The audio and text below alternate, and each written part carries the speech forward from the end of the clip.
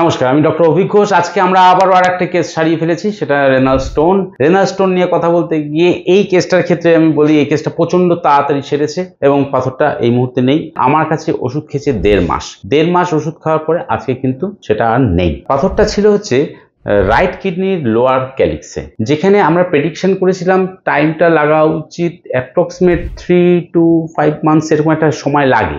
কতটা বলেছিলাম, কত টাইম বলেছিলাম? 5 মাস এরকম টাইম লাগে। তা ওনার ক্ষেত্রে দেখুন এইটা কিন্তু অনেক আগে হয়ে গেছে, আজ 1.5 মাসের মধ্যে জিনিসটা ক্লিয়ার হয়ে গেছে। পেশেন্টের ব্যথা হচ্ছিল কোন জায়গাটা একটু বলুন। এই জায়গাটা, হ্যাঁ, রাইট রেনাল অ্যাঙ্গেলে ব্যথাটা হচ্ছিল এবং ব্যথাটা কাটিং পেইন এরকম সামনের দিকে টেনে আসছিল। এই আপনার এই ব্যথাটা শুরু হয় কতদিন আগে?